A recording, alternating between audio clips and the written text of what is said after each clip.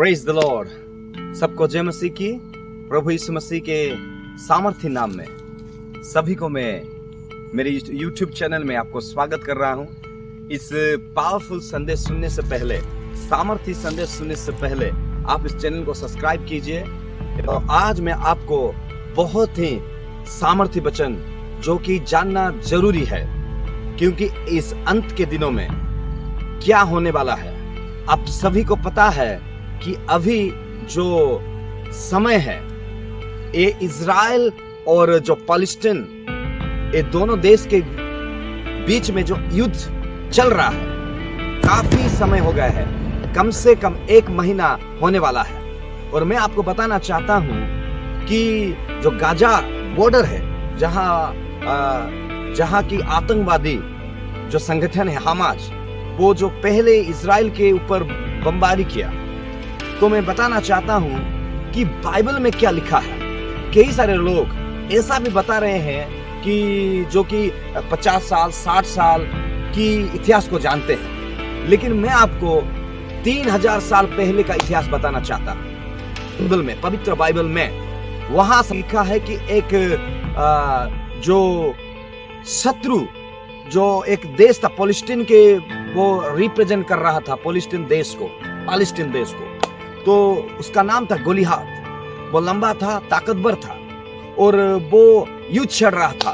कौन ऐसा योद्धा है कि मेरे साथ वो युद्ध कर सके, और जब वो हार जाएगा, परास्त होगा, मैं जय पाऊंगा, तो इजराइल लोग मेरा दास होंगे, इजराइल पैलेस्टाइन का गुलाम होगा। हम हार जाएंगे तो पैलेस्टाइन इजराइल का गुलाम होगा। तो दाऊद एक व्यक्ति था जो परमेश्वर को भय करता था, परमेश्वर को विश्वास करता था। दाऊद वो परमेश्वर के नाम से, वो राजा नहीं था, लेकिन प्रभु इजराइल के विरोध में जब वो बात किया, परमेश्वर के लोगों के विरोध में जब बात किया, उसके वो सह नहीं कर पाया। और क्योंकि परमेश्वर, इजराइल एक ऐसा देश था जो कि पहले वो परमेश्वर को विश्वास किया, इसलिए परमेश्वर अब्राहम को वो प्रॉमिस किया कि मैं तुझे आशीष दूंगा, मैं तेरी जाति को आशीष दूंगा।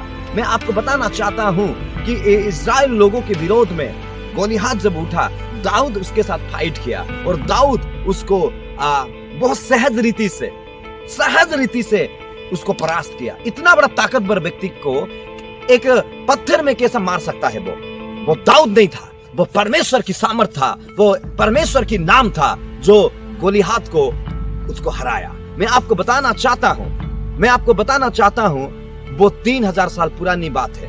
तो आज भी आप देख रहे हैं, उसका मतलब इजराइल भी था, पैलेस्टाइन भी था। इजराइल था, बहुत लोग बोल रहे हैं इजराइल नहीं था, कहां से चला गया, और पैलेस्टाइन का जगह, उसका देश की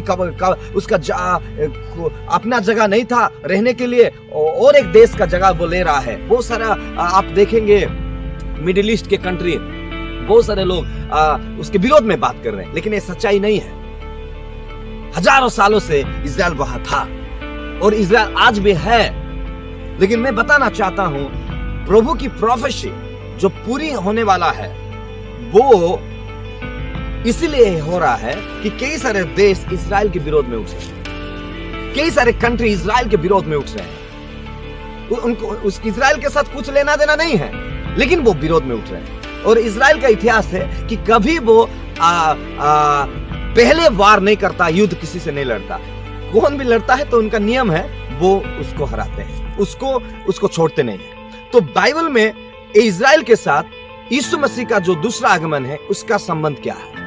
तो इजराइल के ऊपर सारे देश, जब शत्रु चारों तरफ, सीरिया है, लिबनन है, पैलेस्टाइन है, ईरान है, ये जब अटैक कर रहे हैं, उसको आक्रमण कर रहे हैं, उसका एक सिम्टम है, उसका एक चिन्ह है कि यीशु मसीह का दूसरा आगमन निकट है। हालेलुया। आप और मैं रैप्चर का क्लॉज है। तो मैं आपको बताना चाहता हूं कि परमेश्वर के वचन में ऐसा लिखा है, कि परमेश्वर की पवित्र वचन में ऐसा लिखा है। ध्यान से आप लोग सुनिए, मैं आपको बहुत इंपॉर्टेंट बात कर रहा हूं। लिखा है कि इजराइल के लिए, भजन संहिता 122 में लिखा है, यरूशलेम की शांति के लिए प्रार्थना करो। क्यों यरूशलेम की शांति के लिए प्रार्थना करने के लिए परमेश्वर ने कहा है? उसकी इस मैसेज की सेकंड पार्ट में मैं उसको भी बताऊंगा। कुछ मैं आपको बताना चाहता हूं, क्योंकि यरूशलेम परमेश्वर की नगरी है। यरूशलेम की अर्थ है प्रभु की नगर। शालम की अर्थ शांति। यरूशलेम में जब शांति रहेगा, सारा संसार में शांति रहेगा। यरूशलेम में कुछ परिस्थिति हो रहा है तो अंत का दिन निकट है। अंत का दिन निकट है। यीशु मसीह ने कहा मेरी आगमन से पहले, मेरे दूसरा आगमन से पहले संसार में युद्ध होगा, जाति जाति के विरुद्ध युद्ध होगा, महामारी होगा। और हम 2019 और 20 में महामारी देखे, कोरोना वायरस को, सारा पृथ्वी लॉकडाउन हो गया। कभी ऐसा नहीं हुआ था, लेकिन समय आ रहा है। मनुष्य इतिहास में यीशु मसीह ने खुद कहा ऐसा समय आ रहा है कि आज तक मानव जाति में कभी नहीं हुआ। लेकिन वो कब होगा? वो जो कि मत्ती रचित सुसमाचार 23 में लिखा है, वो कब होगा? रैप्चर के बाद होगा।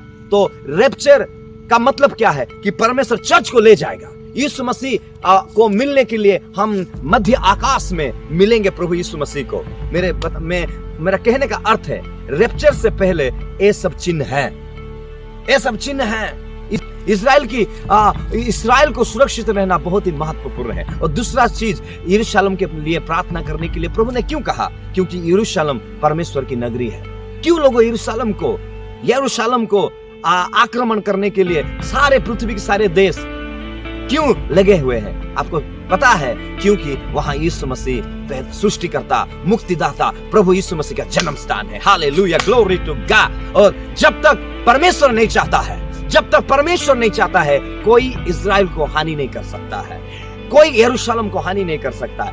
लेकिन जब यीशु मसीह का दूसरा आगमन से पहले चारों तरफ, जो लूका रचित सुसमाचार में लिखा है 22 में 23 में, शत्रु चारों ओर बाड़ बांधकर घेरा करेंगे इज़राइल के विरोध में। वो ये समय आ गया है। तो अब जो चल रहा है एक सिम्टम है, एक चिन्ह है कि यीशु मसीह का दूसरा आगमन और रैप्चर। मैं आने वाला वीडियो में आपको बताऊंगा रैप्चर क्या है और यीशु मसीह का आगमन, ये दोनों चीज में फर्क क्या है, और इज़राइल के साथ यीशु मसीह का आगमन का संबंध क्या है। और अभी जो युद्ध चल रहा है, मैं आपको बताना चाहता हूं कि परमेश्वर इज़राइल को उद्धार करेगा। परमेश्वर इज़राइल के साथ है। इसलिए परमेश्वर खुद कहा कि मैं अनंत काल तक, भजन संहिता 121 में लिखा है, मैं इज़राइल को उद्धार करूंगा। तो इज़राइल को कोई देश उसके साथ खड़ा हो या ना हो, परमेश्वर इज़राइल के साथ है। आत्मिक रीति से आप और मैं इज़राइल है, आत्मिक रीति से आप और मैं यहूदी है, आत्मिक रीति से। इसलिए परमेश्वर जैसा इज़राइल को उद्धार करता है, वैसा संसार में कुछ भी हो जाए वो आपको और मुझे उद्धार करेगा। यीशु मसीह ने खुद कहा कि अंत तक, युगानुयुग तक मैं तेरे साथ हूं। तो आपको इज़राइल की परिस्थिति को लेकर भी डरना नहीं है, क्योंकि परमेश्वर इज़राइल को उद्धार करेगा। और दूसरी बात है, आपको उद्धार करेगा।